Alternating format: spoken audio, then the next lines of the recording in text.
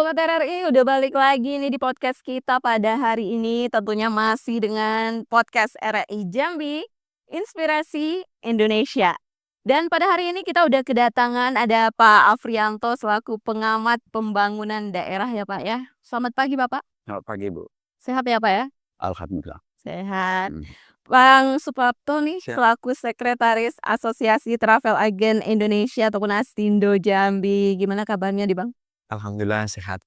Gimana perjalanan ke sini tadi? Lancar, alhamdulillah. Alhamdulillah ya.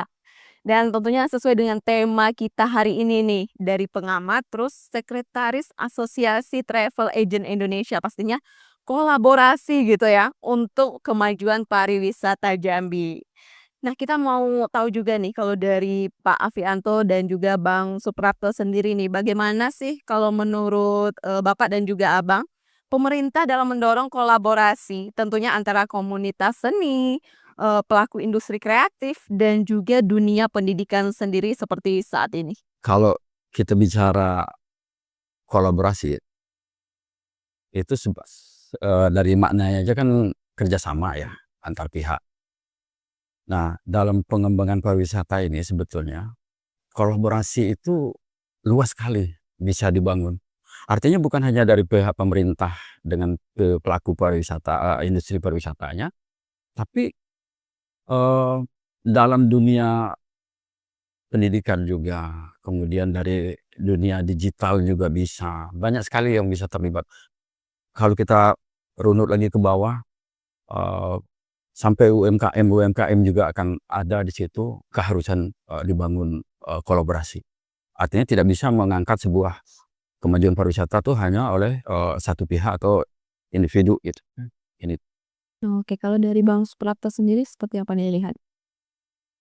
Kalau dari Astindo, kami kan memang, sudah konsen sejak kita hadir di Provinsi Jambi, kita sebagai pengurus di DPD dan membawahi teman-teman para pelaku pariwisata, kita nih asosiasinya para, pengusaha travel nih, Mbak, para pengusaha di bidang dunia pariwisata. Di dalamnya juga ada, pemilik transportasi. Jambi sebenarnya secara instrumen sudah lengkap, Pak. Eee Provinsi Jambi, membuatkan, beberapa, pusat-pusat tujuan wisata. Kalau untuk di wilayah kota Jambi, kolaborasi antara provinsi dan kota, kita bisa lihat, kita sebut saja contohnya seperti Gental Arasi, Danau Sipin, kemudian RTH, itu salah satu instrumen-instrumen, yang bisa mendatangkan, income untuk pemerintah sekaligus meningkatkan ekonomi masyarakat, salah satunya UMKM tadi, yang bisa dilibatkan dan dampaknya akan luas sekali, untuk peningkatan ekonomi masyarakat.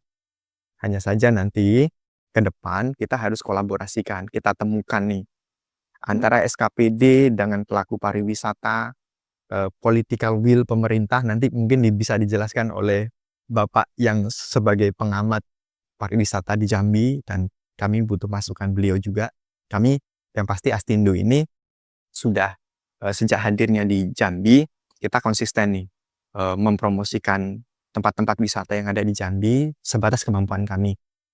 Ikut, travel fair yang ada kemarin di Turki, kemudian di China, di Singapura sering gitu, sudah beberapa kali dalam 1 tahun ini. Nah, kita terus, tarik wisatawan-wisatawan asing terutama untuk bisa hadir ke Jambi, untuk meramaikan tempat wisata Jambi. Dari mulai Kerinci sampai ke, Sabak, Jab Timur. Tanjung Jabung Timur, Tanjung Jabung Barat ini kita kaya tempat-tempat wisata, tinggal pilih, lengkap sebenarnya. Nah, nanti, yang pasti ada hal yang kurang yang pasti di sini karena, kalau dari tempat-tempat wisata yang disediakan, atau yang tersedia secara alami, sudah lengkap sebenarnya. Tapi karena kalau kita lihat dari jumlah, pengunjung wisatawan yang datang ke Jambi, ini kan masih kategorinya bisa dibilang minim, masih kurang. Nah, ini berarti ada yang, tidak matching di sana, yang harus kita betul-betul temukan. Nah, nanti mungkin, selanjutnya tetap kita butuh, masukan dari teman-teman juga. Yang bisa kita lakukan, kita buat event juga, Mbak. seperti kita buat, storytelling tentang, dunia kepariwisataan yang temanya tentang Provinsi Jambi. Kita lakukan tahun kemarin, tahun ini juga akan kita lakukan lagi di Januari besok. Itu sudah teragendakan dari Astindo. Nah, beberapa, kegiatan inilah yang nanti, di mana letak kliknya kita butuh masukan juga dari Pak, Tommy nanti, kira-kira apa lagi yang perlu kita, gandeng gitu. Apakah memang menurut kami sih memang salah satunya tadi, kolaborasi antar pelaku pariwisata dan, pemilik stakeholder di Provinsi Jambi ini belum ketemu saja, belum termanfaatkan dengan baik. Pengelolaan seperti RTH. Kami harapkan nanti ke depan pemerintah ini membuat, pengelolaan manajemen yang baik dari tempat-tempat wisata, ini, sehingga kami para pelaku wisata ini langsung bisa menangkap setiap ada calon-calon tamu wisatawan yang pengen berkunjung ke Jambi, atau kami juga bisa mempromosikan langsung kepada orang-orang yang mau datang ke Jambi.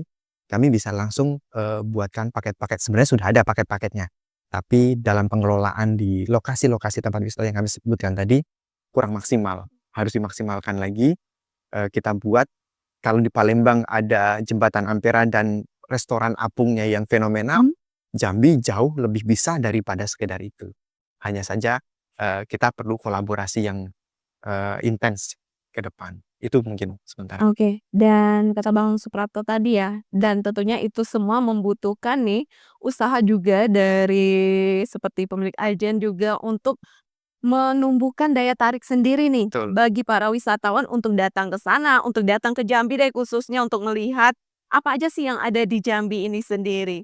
Tapi sejauh ini nih dari kegiatan budaya yang mungkin dilakukan di Kota Jambi atau Provinsi Jambi ini sendiri, apakah itu bisa dijadikan, daya tarik untuk pariwisata daerah untuk Kota Jambi ini sendiri? Menurut Bapak gimana? Sangat bisa dan sangat baik potensi itu untuk dikembangkan menjadi, destinasi atau tujuan daya tarik wisata. Hanya itu tadi yang Mas Prapto bilang, kita udah ada aset-aset yang potensial bisa menjadi mesin uang pariwisata. Pengelolaannya kurang, manajemen khusus pada objek itu belum ada ya, belum tersedia gitu. Hanya bergerak kalau ada pemerintah yang bergerak. Kemudian dari pihak pelaku industri pariwisata, baik Asita, dari Astindo, atau event organizer segala macam, mereka tuh sampai hari ini saya amati masih berjalan sendiri-sendiri. Artinya pola kolaborasi itu nggak terlalu kuat. Kalau yang kita mau mainkan, kolaborasi itu tidak hanya pada saat acara aja, tapi pada hari-hari lain yang belum ada eventnya, kolaborasi itu dibangun melalui komunikasi. Kita duduk bareng melalui komunitas bersama, ide-ide ditarik semua dari pelaku, apa yang harus kita gelar, dari mana sumber biayanya, kapan acaranya, turisnya dari mana, lokal mancanegara atau mana, itu udah kita perhitungkan. Itu duduk bersama. Tapi kalau pemerintah duduk sendiri atau pelaku industri pariwisatanya duduk sendiri, ini enggak ketemu. Jadi jalan masing-masing gitu ya, Pak? Makanya yang namanya pariwisata berkelanjutan itu gagal. Kita ada main dengan acara misalnya yang diramein terus tuh Mas ke Candi Muara Jambi. Eventnya nggak ada kelanjutan, hanya semusim. Padahal itu bisa diisi dengan wisata religius apa gitu ya. Nah ini tidak diisi, artinya agendanya nggak kelihatan, utuh gitu, lengkap. Yang antar industri pariwisata punya agenda, yang dari pemerintah daerah juga punya agenda. Nah ini kalau dikolaborasikan luar biasa. Nah itu bagi saya kekosongan inilah yang menyebabkan pertumbuhan ekonomi yang bersumber dari dunia pariwisata itu stagnan. Kita bisa bicara lewat data ya, data yang rilis oleh BPN. Rata-rata kunjungan wisata di Provinsi Jambi ya 1 juta per tahun. 1 juta. Kemudian rata-rata yang bisa bertahan nginep di Jambi, itu cuma 1 malam. Pada hotel berbintang lah, kita nggak usah beda-beda, level apa, bintang 1 atau bintang 5-nya. Tapi dari data BPS, rata-rata yang mengunjungi Jambi, melalui kota Jambi lah misalnya, itu rata-rata nginapnya 1 malam. Kenapa nggak sampai 3 malam? Di sini nggak ada daya tarik, dia bertahan. Nah, inilah yang tidak dapat kita menjerat uang orang yang datang untuk lebih banyak tumpah di Jambi, karena kita nggak menahan mereka dalam atraksi yang menarik, event yang menarik. Kenapa? Pihak industri pariwisata jalan sendiri dengan cara dia yang payah tersiop-siop mencari kegiatan. Sementara pemerintah punya gendang sendiri, nggak ada rame-rame yang dibungkus bersama ini paketnya gitu. Sehingga 1 kali acara kosong sekian bulan. Heeh. Nah, inilah yang menyebabkan kita sepi. Ya mungkin itu ya. Boleh Mas tambahkan? Jadi momennya gini nih Pak, kalau misalnya pendatang atau wisatawan datang ke Jambi, itu harus membutuhkan ada alasan momen-momen tertentu yang diadakan di kota Jambi, ya nggak Nah, sih? saya tambah sedikit, Mbak. Orang ke kota Jambi, kunjungan wisata ini, kita boleh tarik data juga, dominan itu karena kedinasan. Bener. Kalau orang pemerintah mungkin kena rapat di hotel, jumlah kamar yang dipesan mungkin 40 kamar, 1 malam, 2 malam, betul rame. Atau mungkin pihak swasta ngadain acara, mungkin Pertamina regionalnya ngadakan acara di Aston misal. Hanya itu yang menghidupin pariwisata di hotel itu. Di luar itu nggak ada, Mas. Nah, kalau kita bukan harus sama dengan Bandung, harus sama dengan Bali, tidak. Tapi pola manajemen pariwisatanya kita tiru, nggak ada salahnya kan? Bener. Kita kolaborasi pelaku industri pariwisata dengan pemerintah, buat agenda. Sekecil apapun agendanya digelar. Sehingga dalam 1 bulan itu nggak ada acara yang sepi. Nah, orang yang tadinya rapatnya cuma 1 malam atau 2 malam, bisa nambah 2 malam atau 1 malam lagi. Jadi mereka selebihnya itu untuk belanja, Refreshing. menikmati kuliner, menikmati UMKM, apalah. Sehingga uang mereka tuh yang tadinya mungkin keluarnya 2 juta, bisa 5 juta, tumpah di Jambi, gitu. Jadi alasan untuk mereka lebih lama di Jambi itu ada ya? Gitu lah ya, kurang lebihnya begitu, Mas. Oke. Kalau dari Bang Suprapto sendiri seperti apa nih?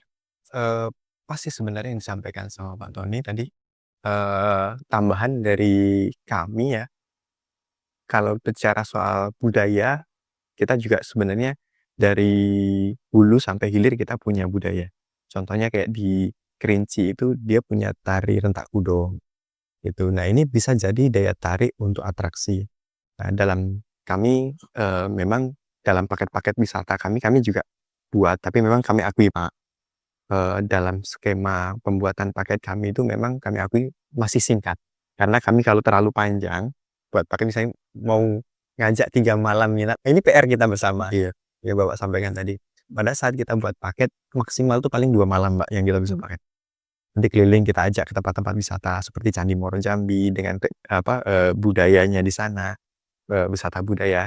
Kemudian wisata budaya atraksi, seperti kita ajak nonton dalam satu skema private, itu tari rentak kudo tadi, kita adakan tetap di kota, misalnya paket.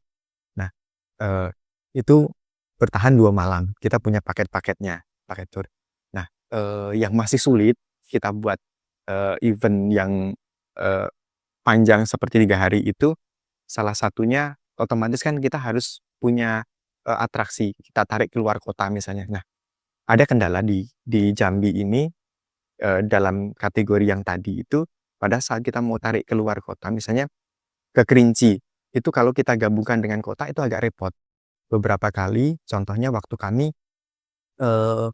ngundang para pelaku pariwisata Pak, rekanan kita yang ada di kota-kota besar Semarang, Bali, Lombok, kemudian Bandung, ada 8 kota yang kita undang, kota-kota besar termasuk, Batam dan, Medan.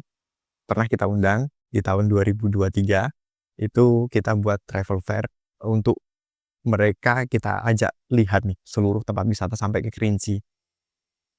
Dari kota ke Kerinci kita belum punya, persinggahan tempat wisata yang bisa untuk rehat. gitu. Sehingga daya tariknya kurang, akhirnya apa? Tidak recommended bagi mereka. Ini kalau misalnya dia karena jarak tadi 10 jam lebih, sehingga ada opsi kalau misalnya nanti mau wisata kalau sekarang ya, kita harus buat 2 opsi. Kalau kota, kota saja, kalau arah ke hulu, hulu saja. Mungkin bisa dipaketkan, kami buat paket tuh, Kerinci, Merangin, gitu Pak. Nah, beberapa tempat wisata salah satu yang kita promosikan, ya wisata alam Kerinci sama Geopark Merangin, itu salah satunya. Kemudian nyambung ke Sarolangun, terus kembali lagi tiap pesawat, gitu. Karena kalau kita pernah, buat rute darat seperti tadi, testimoninya nggak bagus, Bu.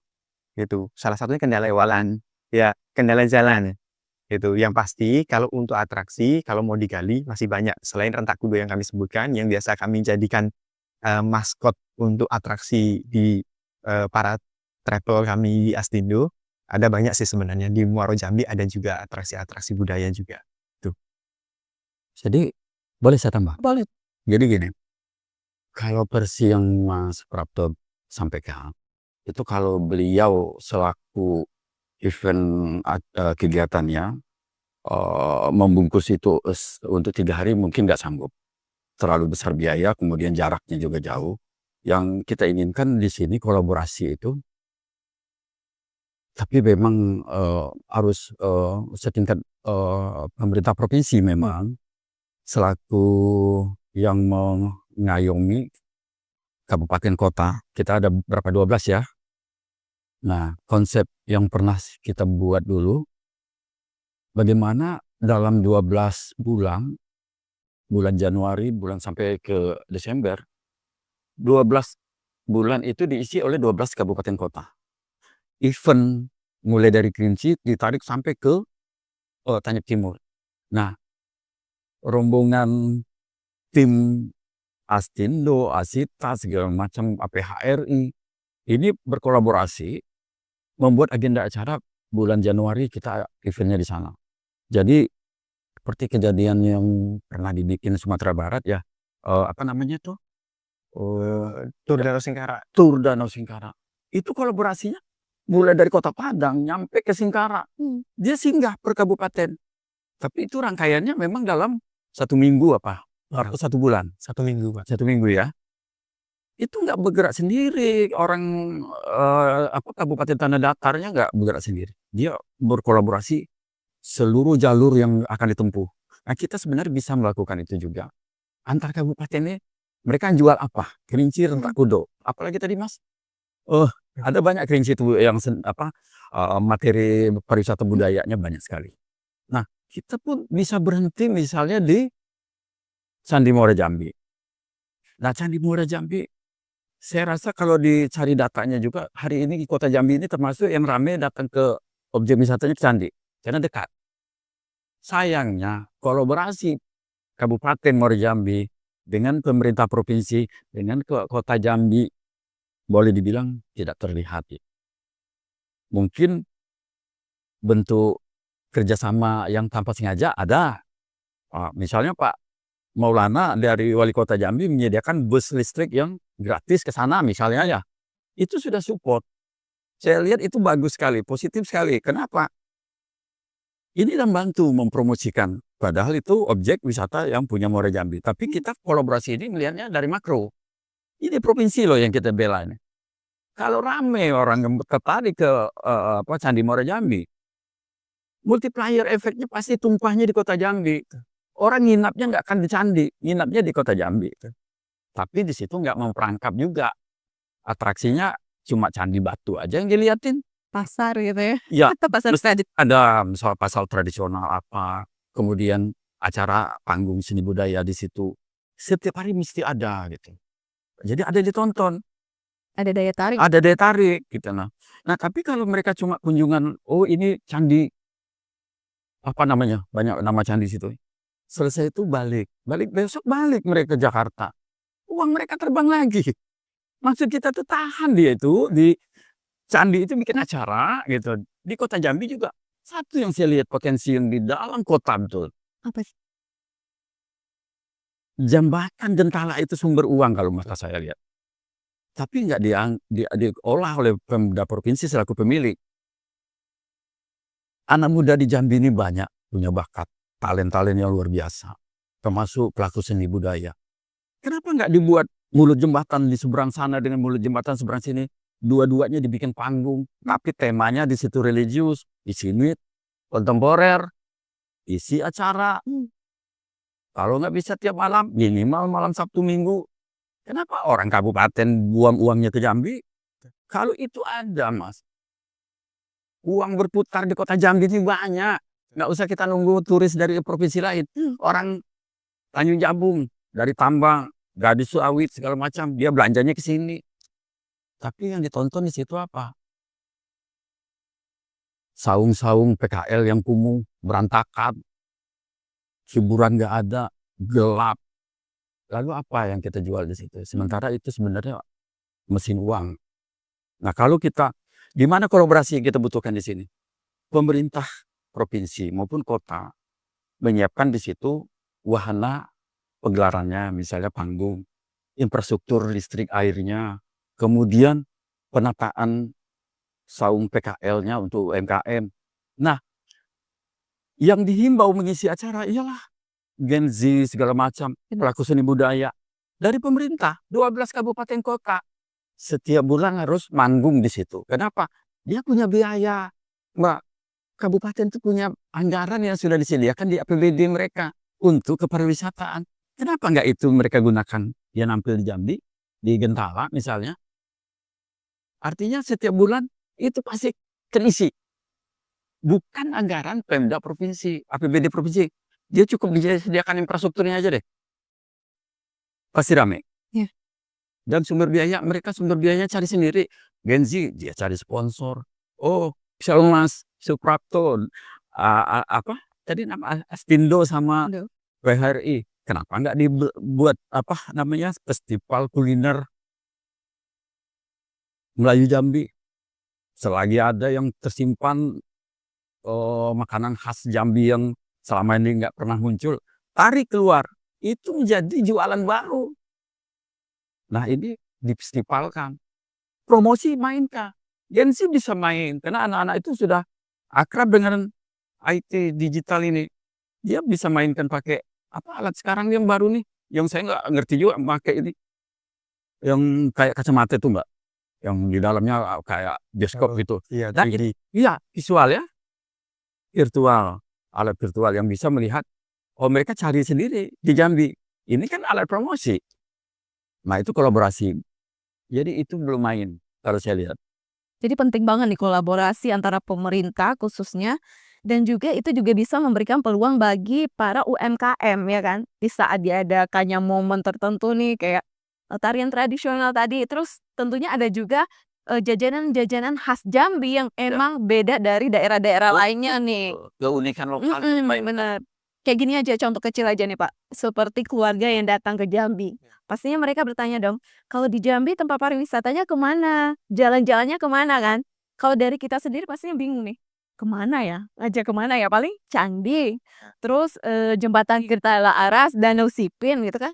Yang emang jadinya terbatas gitu untuk kita memberikan atau memberitahu deh apa aja sih tempat-tempat wisata yang ada di Jambi ini.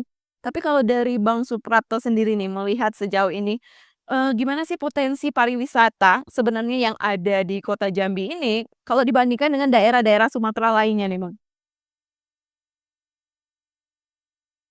Kalau potensinya tetap bagus ya, bagus audiens. bagus. Jambi punya keunikan tersendiri lah dibanding kalau dari kota-kota yang lain kan punya keunikan tersendiri juga. Kota Jambi ini kan salah satunya juga kota pendidikan, daya tariknya banyak. Di seputaran kota Jambi ini ada tempat-tempat yang memang untuk bisa bersantai, kulineran juga ada. Kalau mau agak jauh dikit nanti bisa ke Kampung Laut, Mak. Atau kalau misalnya ke Jabung Barat bisa ke Tungkal. Nah, itu wisata-wisata kuliner yang seafood ya tuh. Biasanya kalau kami ngajaknya ke situ. Tuh kalau di kota ada juga seafood gitu. Itu juga restonya ada. Kalau misalnya mau kaki limaan ada juga gitu kan. Di sepanjang Teho itu ada kuliner juga kan. Itu yang merakyat juga ada, yang high class juga ada. Maksudnya seperti ini intinya.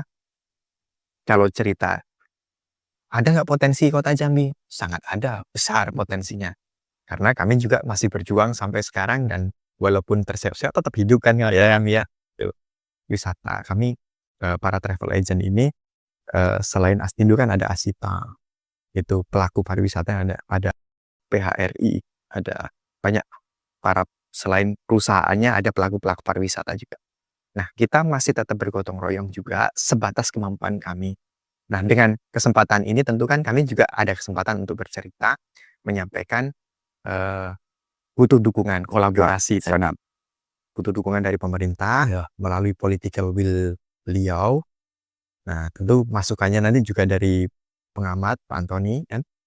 Nah, kami hanya sebagai legitimator aja, memberikan keyakinan bahwasanya betul nih, bahwasanya pemerintah perlu lebih konsentrasi ya, lebih yang tinggi ya, memberikan atensi yang tinggi untuk mendorong dunia pariwisata Jambi ini harus betul-betul bisa hidup karena sebagai tujuan masa depan APBD provinsi sekaligus untuk lebih mudah dan untuk mengangkat ekonomi masyarakat itu di dunia pariwisata tetap itu. Di sisi lain mungkin ya pemerintah masih konsentrasi di dunia lain atau pertambangan, perkebunan ya itu kita akui memang gitu. Tapi kalau di pertambangan tidak bisa dirasakan semua pihak. Tuh. Nah, pariwisata lah yang menjawab bisa semuanya. Gitu. Kalau ya saya tambah Mas ya. Kalau di Kota Jambi aja Mbak, sumber pendapatan daerah yang tertinggi itu memang dari sektor pariwisata.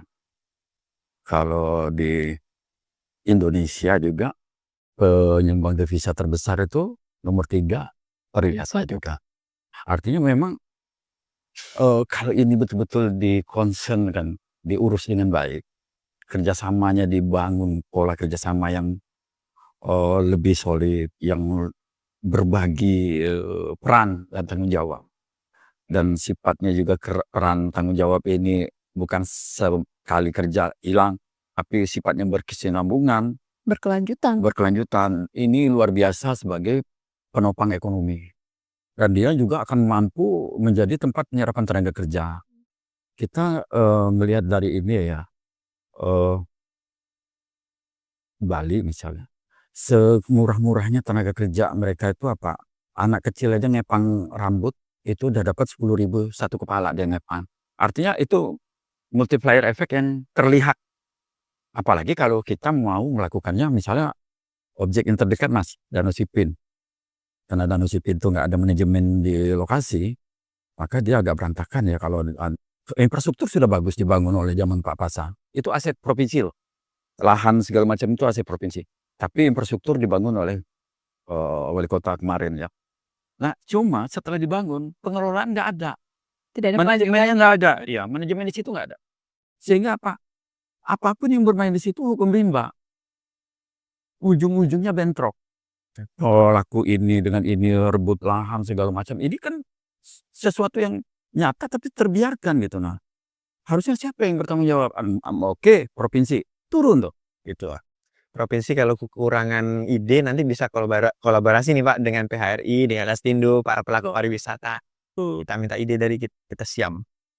Nah, sekarang itu yang kita harapkan kolaborasi ini betul-betul dibangun, diaktualisasikan supaya semua aset yang menjadi mesin uang pariwisata ini betul-betul menghasilkan uang dan dia aset itu terpelihara dengan baik. Jangan menjadi aset yang terbengkalai. Contoh juga yang terbengkalai itu di mana tuh? Di Taman Rimba. MTQ itu rumah adat itu mahal loh. Karena dibangun dengan kayu-kayu zaman dulu, kayu-kayu mahal, kayu-kayu tua. Dan nilai estetika rumah adatnya luar biasa. Ini untung zaman Pak Haris direnov ya, diselamatkan. Tapi kalau sudah begitu tidak dikelola, hancur lagi. Coba itu dikelola. Seperti halnya di Taman Mini Jakarta. Setiap bulan itu diisi oleh seluruh provinsi. Bulan ini Provinsi Maluku misalnya. Bulan berikutnya Papua. Mereka punya anjungan rumah adat masing-masing. Dan mereka ngeramein. Setiap event acara mereka di situ, pengunjungnya dari masyarakat sekitar Jabodetabek itu muncul ke situ. Dan menumpahkan uang di situ gitu. Nilai positifnya edukasi, oh ini rumah adat daerah kita, ini makanan khasnya, ini oleh-oleh khasnya misal. Nah inilah yang kita eee dapatkan sisi positifnya kalau itu dikelola dengan baik. Mungkin itu tadi kolaborasi ini memang antar kabupaten ke kabupaten, antar kabupaten ke kotanya, antar kabupaten ke provinsinya, antar kabupaten ke antar provinsi ke pemerintah pusat. Jadi memang berjenjang dan kita tidak bisa main sendiri. Untuk pariwisata tidak bisa main sendiri, kecuali sebagai pemain tambang. Tambang batu bara sendiri aja bangun dia maju itu. Sangat sedih, Tapi kalau pariwisata harus diangkat bareng harus berkesinambungan dan bersinambungan. Jangan istilahnya kata orang, "Oh semangat hari ini, besok sepi." Nah, Wah, itu yang terlihat di Kota Jambi sepertinya ya, Pak, ya, Bang, ya. Kalau misalnya ada kuliner baru nih yang baru buka, otomatis nih para anak muda atau Gen Z nih rame, nih berduyun-duyun datang ke sana. Tapi itu di saat baru-baru buka, tapi seiring berjalannya waktu, lama-lama sepi sendiri. Nanti ada yang baru buka lagi, rame lagi datang ke sana. Tapi berjalannya waktu lagi, sepi lagi. Sama seperti tempat pariwisata tadi juga. Awal-awalnya mungkin kelihatan cantik, bagus, dibangun bagus, tapi kalau tidak ada pengelolaan selanjutnya, tidak diatur kebersihannya atau mungkin, apa ya, atraksinya nggak diisi, iya benar, maka wahana itu kosong. nggak ada daya tarik untuk kita datang ke sana. Jadi itu aja yang dilihat terus, ya nggak sih? Tapi kalau, Bang Suprapto sendiri melihat dari kacamata anak muda ya, apalagi sekarang di era digital, tentunya dengan konten kreator yang kayak, konten-konten untuk kuliner khas Jambi, atau mungkin tempat wisata di Jambi, apakah itu bisa membantu dan turut membantu juga untuk perkembangan pariwisata di kota Jambi ini sendiri nih? Tentu, kita bicara soal konten kreator ini kan jadi salah satu ajang promosi yang efektif menurut saya. Salah satunya kayak tempat-tempat kuliner itu, Pak. Itu kan bisa terpromosikan dan dikunjungi secara masif oleh, pecinta kuliner kan lewat konten kreator juga salah satunya. Itu sangat signifikan. Nah, cerita soal kolaborasi tadi sekaligus, apa namanya, kita menyinggung soal pendidikan, Mbak, ya. Saya pengen juga nanti melalui forum ini, jadi, apa namanya, penyambung, apa namanya, aspirasi kami untuk pemerintah juga. Kami ingin, kalau dulu, Pak, waktu kami sekolah dulu, itu ada muatan lokal namanya. Jadi kita ya, di muatan lokal itu diceritakan di waktu kami sekolah SD itu ada, budaya-budaya, apa namanya, daerah setempat. Mulai dari, sejarah, keagamaan, sampai, apa namanya, tatanan kehidupan. Ya, ini kalau ada mulok yang, temanya tentang kebudayaan dan pariwisata Jambi ini salah satunya menguatkan kebudayaan kita setempat di Provinsi Jambi. Yang kedua adalah menghidupkan pariwisata di kalangan, terdidik, tuh. Dari mulai Pelestarian ya betul, Pak. Dari budaya. TK, SD, SMP, SMA, ini kalau misalnya terhimpun, tidak perlu, dalam bentuk study tour, Pak, ya. Kalau study tour ini kan Biayanya. iya, biaya. Terus, apa namanya, juga konotasinya kurang bagus, Pak, ya, gitu. Karena nanti ada, apa namanya, eee, konotasi pembisnisan siswa kan. Nah, dengan adanya, kolaborasi antar tingkat pendidikan, itu bisa dilakukan wisata sendiri dari keluarga pada masa liburan, atau misalnya nanti, sekali-sekali misalnya mau diajarkan program, apa namanya, kayak edukasi, tentang kebudayaan Jambi kan banyak medianya. Ada Taman Budaya Jambi, ada Candi Muaro Jambi, kemudian ada apa lagi? Banyak sekali. Islamic Center. Itu semuanya adalah media-media pariwisata yang bisa mendatangkan, APBD pemerintah sekaligus impact-nya itu kepada masyarakat luas, terutama UMKM, itu. Semuanya bisa berkembang kalau pariwisatanya berkembang. Nah, lihat dari kota-kota yang sudah berkembang melalui pariwisata, Pak, ya, sustainable-nya luar biasa. Bali, itu. Nah, memang untuk mencapai sustainable tadi, Pak, supaya tidak dalam 3 bulan kemudian redup lagi. Nah, itu kan perlu pengelolaan manajemen yang baik, itu. Nah, teman-teman, bisa diskusi juga dengan kami yang tukang jual paket, jualan pariwisata ini, jualan jasa pariwisata. atau bisa juga kolaborasi dengan daerah-daerah sudah maju. Ya. Gitu. Mereka itu kan punya manajemen bagaimana kuliner mereka itu bisa bertahan terus dinikmati terus.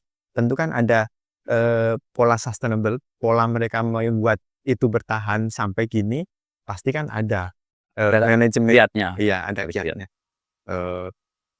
Inovasi, terus bagaimana inovasi itu bisa menarik minat. Nah, ini kan tetap ada kiat-kiatnya. Betul. Tentu diskusi tidak sebatas hari ini, Pak, ya. Tentu kita perlu diskusi-diskusi lanjutan, perlu kerjasama lanjutan. Nah, yang pasti insya Allah asal kita punya motivasi yang sama untuk membangun pariwisata Jambi yang maju dan berdampak luas, asal konsisten kita pasti bisa ke depan. Satu lagi, yang tadi konten kreator itu sepertinya alat promosi yang paling ampuh.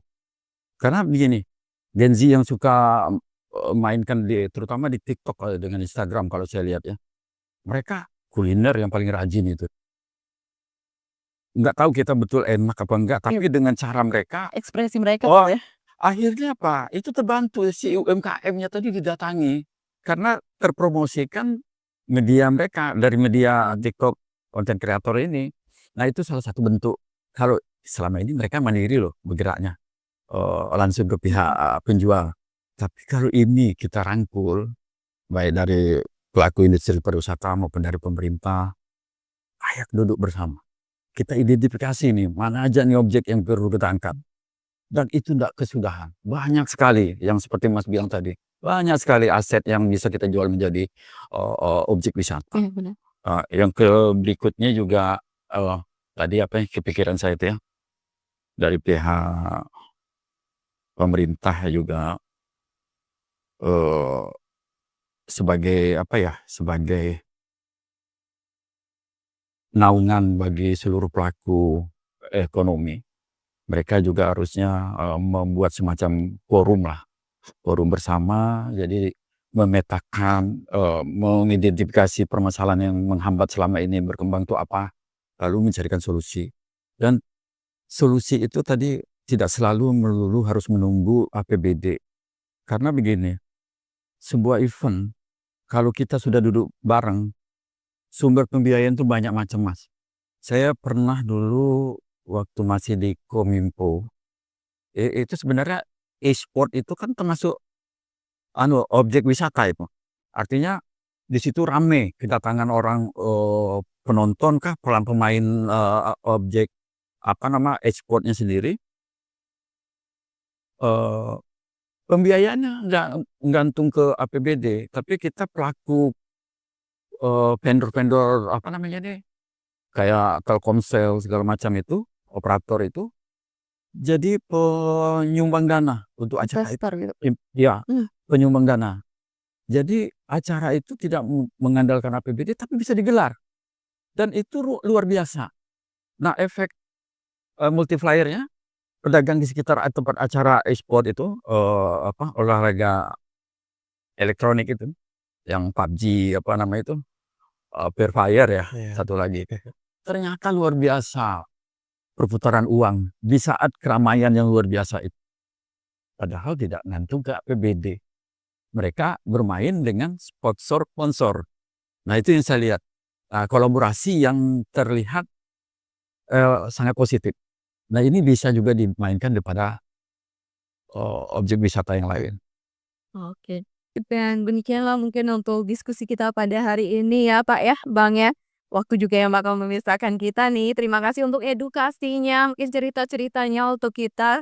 Dan Sobat RRI, tentunya kolaborasi ini juga membutuhkan peran dari pemerintah, anak muda, dan juga pihak industri kreatif.